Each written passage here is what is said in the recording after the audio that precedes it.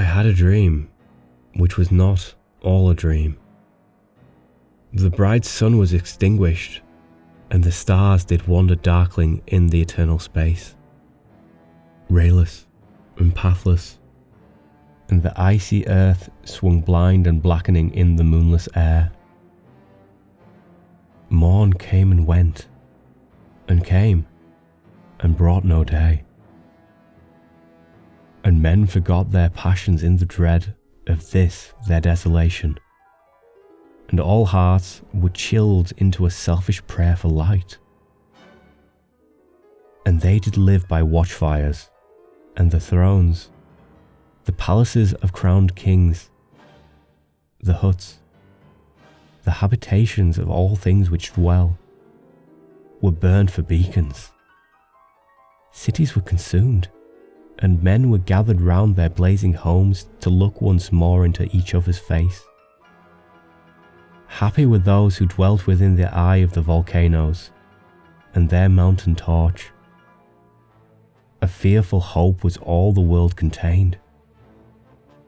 Forests were set on fire, but hour by hour they fell and faded, and the cracking trunks extinguished with a crash. And all was black. The brows of men by the despairing light wore an unearthly aspect. As by fits, the flashes fell upon them. Some lay down and hid their eyes and wept, and some did rest their chins upon their clenched hands and smiled. And others hurried to and fro, and fed their funeral piles with fuel, and looked up with mad disquietude on the dull sky, the pall of a past world. And then again, with curses cast them down upon the dust, and gnashed their teeth, and howled. The wild birds shrieked, and, terrified, did flutter on the ground, and flap their useless wings. The wildest brutes came tame and tremulous, and vipers crawled and twinned themselves among the multitude. Hissing, but stingless, they were slain for food. And war, which for a moment was no more, did glut himself again. A meal was bought with blood, and each sate suddenly apart, gorging himself in gloom.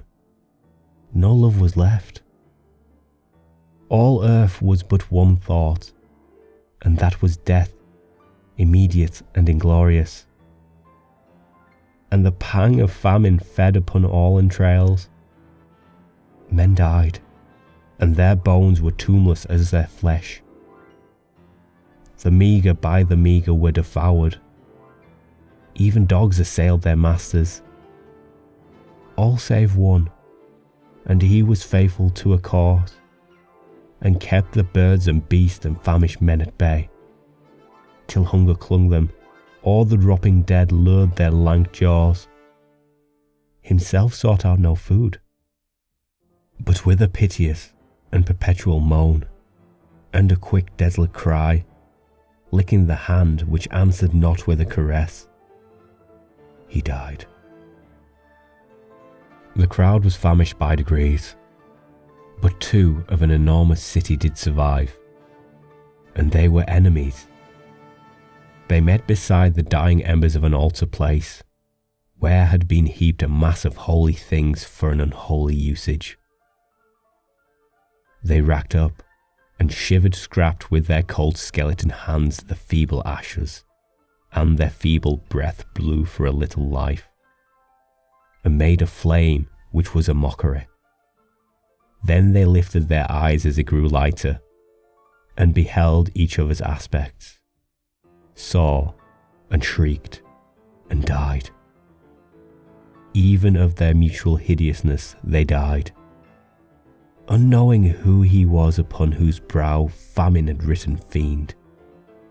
The world was void, the populousness and the powerful was a lump, seasonless, herbless, treeless, manless, lifeless, a lump of death, a chaos of hard clay, The rivers, lakes and oceans all stood still, and nothing stirred within their silent depths.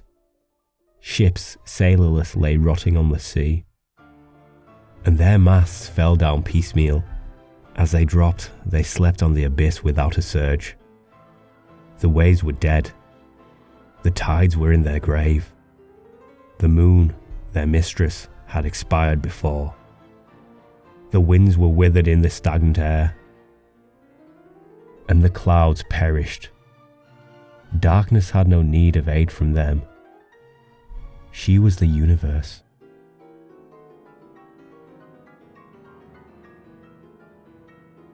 Darkness, written by Lord Byron, narrated by Harling.